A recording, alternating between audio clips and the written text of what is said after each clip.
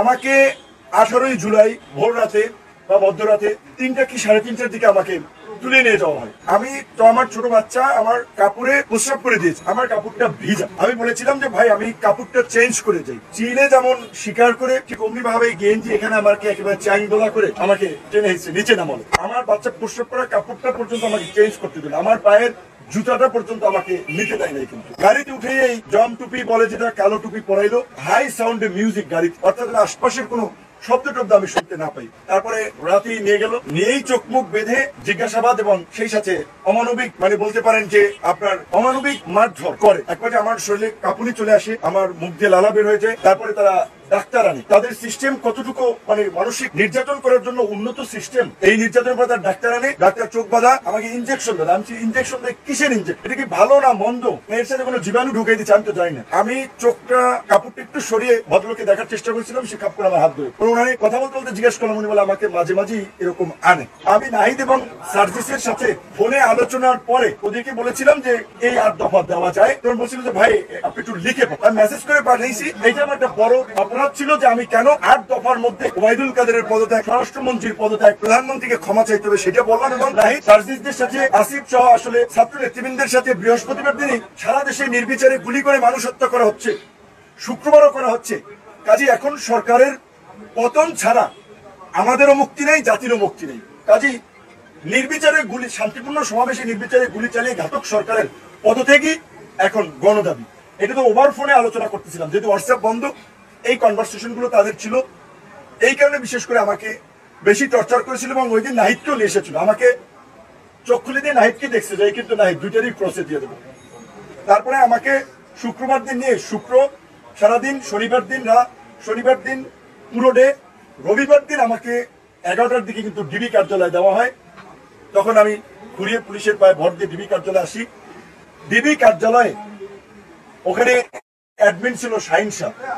কতটা পাষণ্ড, মুক্তিযুদ্ধের সময় আমরা শুনেছিলাম ধর্ষণ করছে অন্তর্বর্তী সরকার, তাদের প্রতি আমরা এটা অনুরোধ জানাবো যে এই আহতদের আমরা এখানে নাম এন্ট্রি করব, যারা দরিদ্র পরিবার আছে তাদের তালিকা করে আমরা একটা তালিকা তাদের কাছে দেবো যে তারা এখন আহত এই অবস্থা আছে, এবং নিহতদের একটা আমরা তালিকা করব। আমাদের দপ্তর সমন্বয়ক শাকিলুজ্জামান এবং আমাদের গণমাধ্যম সমন্বয়ক আবু হানিফ দুজন তারা এই টেবিল ফেলে এখানে তারা আহত এবং নিহতদের তালিকা করবে। আপনারা যারা অনেকে লাশ ভয়ে এলাকায় নিয়ে যান নাই, অনেকে লাশের কথা বলেন নাই, তারা দয়া করে এইখানে এসে তাদের পরিচয়গুলো, নামগুলো আমাদের লিপিবদ্ধ করবেন। আমরা রাষ্ট্রপতির কাছে, সেনাপ্রধানের কাছে, অন্তর্বর্তীকালীন সরকার প্রধানের কাছে আমরা এগুলো তুলে দেব। অন্তর্বর্তীকালীন সরকার গঠিত হবে, সেজন্য আমরা সহ আমরা একটি প্রস্তাবনা দেওয়ার জন্য আমরা রাষ্ট্রপতির সাথে আমরা বৈঠকে বসবো। না, এটা রাষ্ট্রপতি বলেছিলেন রাজনৈতিক দলগুলোর মতামত ছাত্রদের পাশে, সেটা তো হবে। তো এই মুহূর্তে যেটা আর একটা কথা যেটা আমি বলতে চাচ্ছিলাম, এখন আমাদের আরো একটা যেটা বলছে আহত নিহতদের ক্ষতিপূরণ চিকিৎসার পাশাপাশি একটা বার্নিং ইস্যু হচ্ছে প্রশাসনের মধ্যে যে একটা দুর্বৃত্তের সিন্ডিকেট যারা গড়ে উঠেছিল তাদেরকে কিন্তু অনতিবিলম্বে গ্রেপ্তারের ব্যবস্থা করা, তাদেরকে বিচারের মুখোমুখি করতে হবে, নাহলে তারা দেশ থেকে পালিয়ে যাবে।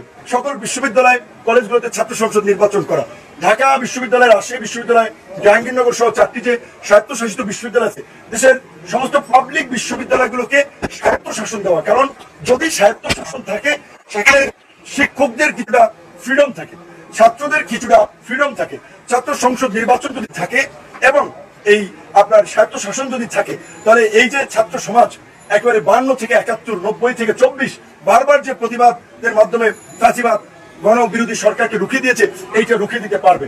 ডক্টর মোহাম্মদ ইউনূসের মতো একজন প্রোগ্রেসিভ লিবারেল, এতটা broad minded, internationally well known, well connected এইরকম একজন ব্যক্তি আমরা পেয়েছি। এটা আমাদের দেশের জন্য একটা কত বড় সম্পদ। তো কাজে তার হ্যান্ডস লাগবে, তার হেল্পিং হ্যান্ডস লাগবে এই রাষ্ট্রকে মেরামত করার জন্য। সুতরাং আমি আমাদের দেশের যারা বংশোদ্ভূত সন্তানেরা বাইরে আছেন, ইঞ্জিনিয়ার, ডাক্তার, প্রকৌশলী, যারা বিভিন্ন সেক্টরে গুরুত্বপূর্ণ দায়িত্ব পালন করছে, তাদেরকে বলবো বাংলাদেশ আপনার মা মাটি আপনাকে ডাকছে। এই বাংলাদেশকে নতুন করে বিনির্মাণ করতে হবে।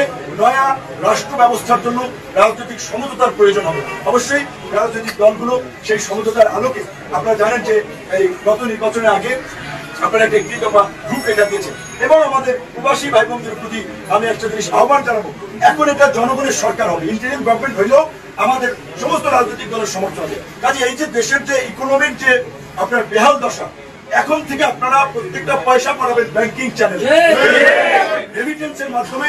এখন আমাদের অর্থনীতি সচল করতে হবে। বিশেষ করে বেশ কয়েকজন সাংবাদিকের নাম বললেই নয়, সুলতান নাইম সাহেব, নাগরিক টিভি চিচু, কনক সরার, শাহেদ আলম, এরকম আরো অনেকে, মাফ করবেন যে সবার নাম না বলতে পারে কারণ এই মুহূর্তে মনে এসছে না। তো এই সমস্ত হিরোদের, তারা দেশের বাইরে থেকেও যে বাংলাদেশের গভর্নমেন্টের পক্ষে ব্যবস্থা নিয়েছে, তাদেরকে আমরা পুরস্কৃত করবো। নাসিম খলিল নেত্র নিউজে সবচেয়ে বড় কাজ করেছে, মনির হায়দাররা আপনারা জানেন। এবং একই সাথে এই দেশের সাগর রুনি সহ এই সাংবাদিকদের হত্যাকাণ্ডের শিকার হয়েছে, তাদের বিচারও আমরা দাবি জানাই এবং আমরা তার জন্য সোচ্চার থাকবো। যেসব সাংবাদিকরা এই সরকারের গত 17 বছরে ক্ষতিগ্রস্ত হয়েছে, অনেকের আমরা জানি দেশে থাকতে পারে সম্পদ কেড়ে নিয়েছে, তাদেরও আমরা পাশে থাকবো। দেশবাসীকে ধন্যবাদ এবং কৃতজ্ঞতা জানাই যারা আমার মুক্তির জন্য কথা বলেছেন, আমার জন্য প্রতিবাদ করেছেন, দোয়া করেছেন। এই যে ভালোবাসা, এইটার জন্যই আসলে আমাদের রাজনীতিটা করা। এই ভালোবাসাই আমরা মানুষের কাছে চাই এবং আমরা এই সম্প্রীতি, আগামী শুক্রবার এই সম্প্রীতি সমাবেশ করার মধ্যে দিয়ে আমরা জেলায় জেলায় জাতীয় ঐক্য এবং সম্প্রীতি প্রতিষ্ঠার জন্য জেলায় জেলায় আমরা সফর করব। হামলা হয়েছে মাস্টারবির বাড়িতে, সেটা অনাকাঙ্ক্ষিত, আমরা নিন্দা জানাই। কিন্তু প্রচার করা হচ্ছে যে সংখ্যালঘু লিটন দাস।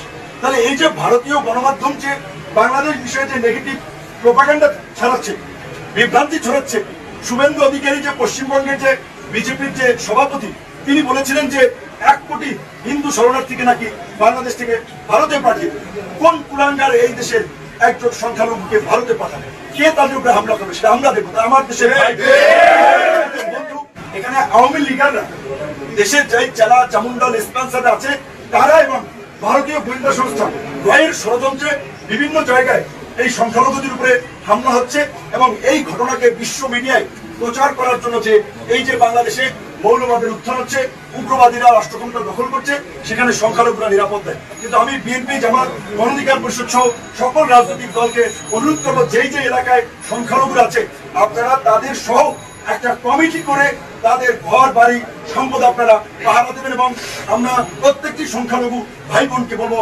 অন্তত গণঅধিকার পরিষদের নেতা কর্মীরা যদি রাজ্যকে আপনাদের বাসা পাহারা দেবে। আপনারা যদি আক্রান্ত হন, আপনারা এই খবরটুকু পৌঁছে দেবেন। এই যে ঘর পোড়ার মধ্যে যারা আলু পোড়া খেতে চায়, এদের ভিডিও রাখুন। ইন্টারিম গভর্নমেন্ট হইলে বিচারের মুখোমুখি তাদের হতে হবে। এরা গঠন করে বলেছে তারা লুটপাট করছে, এমপি হয়ে গেছে, পাস্তান হয়ে গেছে, গুন্ডা হয়ে গেছে, এখনই মার্কেট দখল, আরেকজনের ফ্ল্যাট দখল, আরেকজনের টেলিভিশন চ্যানেল দখল, আরেক সাংবাদিককে মাইরা হাউস থেকে বের করে দেওয়া, এই নৈরাজ্য আমরা চাই। শান্তি সম্প্রীতির বাংলাদেশ চাই, একটা সহনশীল সমাজ চাই, একটা গণতান্ত্রিক মূল্যবোধের সমাজ চাই। মারামারি, হানাহানি, প্রতিশোধ, প্রতিহিংসা এই দেশে গত 53 বছরে চলেছে। এই অ্যানালগ রাজনীতি, old generation corrupted politics, dirty পলিটিক্সকে তরুণ সমাজ ধুয়ে মুছে তারা পরিষ্কার করে নতুন রাজনীতি, নতুন বাংলাদেশ বিনির্মাণ করবে।